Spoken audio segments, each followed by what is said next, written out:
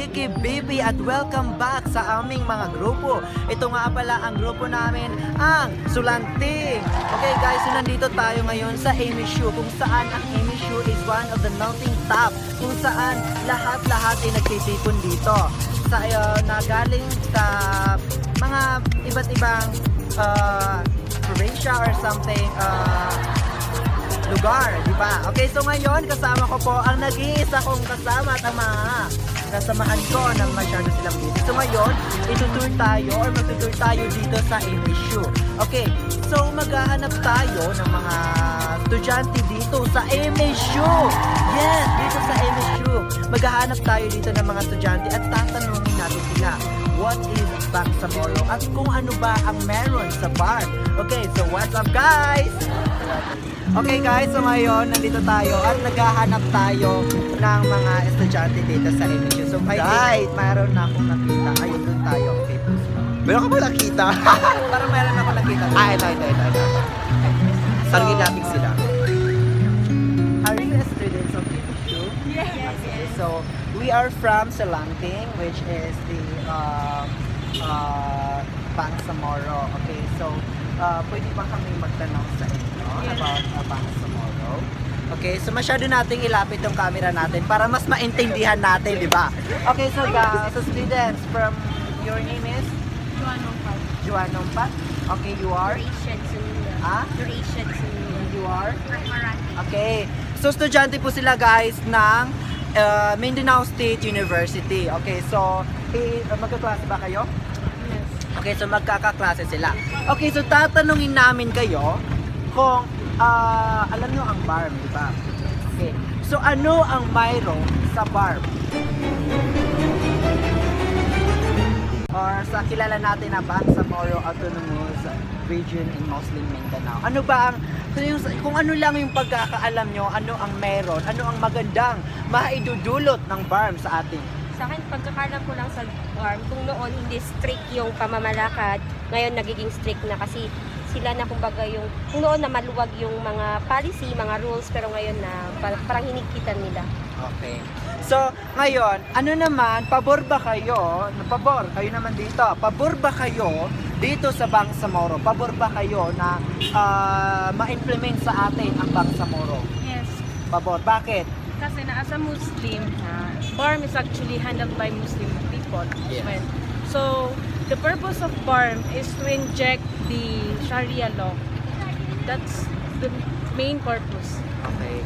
So, ayun guys, nalaman natin ang main purpose ng Bangsamoro o BARM. So ngayon, ikaw naman ate, tatanungin kita.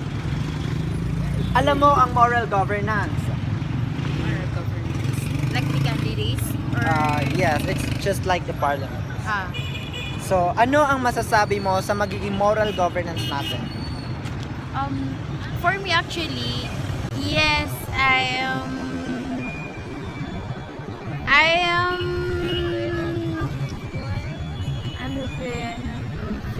yes, I'm in favor of BAR, but I think in moral governance, I'm praying or I am hoping for those future leaders for them to implement yung mga laws in a good way. For example, kasi minsan yung yung government minsan na hindi na-emphasize yung laws, or they are implementing the laws in hindi naman siya bad or improper, pero minsan lumiliko siya sa so I'm hoping or I'm praying na yung mga future leaders natin will implement the laws properly or correctly. So thank you very much sa inyo. Napakalaking bagay ang naiambag nila sa atin or naiambag nyo dito sa Bangsamoro. Okay, so yun guys, so maghahanap naman tayo ng makakasama natin. Maraming salamat sa inyo. So, balik tayo ulit. So nandito kami sa MSU Grandstand. Oh, Grandstand. No, di ba? So magtatanong na naman tayo. So, okay, so mayroon.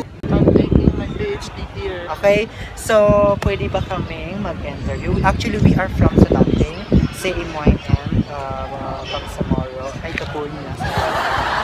Okay. Okay, so pwede, ano po yung pangalan nila? Zuhaira Zuhaira Mastur, Mastur, and you're taking up a... Doctor of Philosophy. Oh my God! Doctor of Philosophy! Masya Allah! Okay, so kasama siyang makakasama natin mga kapatid. Okay, so ito ma'am yung magiging katanungan namin sa iyo. Ano po ang meron sa BARM na alam nyo na napakagandang advantage na kumbaga in Maranao terms nakapaguna ang tanong? Sa farm, Yes, sa ma'am. whole. Yes, as a whole. Siguro ngayon yung transparency, yun yung napansin ko sa nila. They are very transparent to their work, to their advocacy regarding with our society or to our community, lalo na sa ating mga Maranao. So yun yung first na napansin ko sa nila, may transparency sa kanilang trabaho. Oh my God, Masya Allah, Masya Allah. So ma'am, pabor ba kayo sa Bangsamoro? So kumbaga sa magiging moral governance natin? Before, I am against, but when I speak with my dad, then my dad told me that we should be, because we are a Moro, so we should be part of the Bangsamoro movements. So yes, I am very, very now positive with the outcomes, or positive ako ngayon sa magiging advocacy ng ating Bangsamoro government. Sana hindi tayo ma-failure.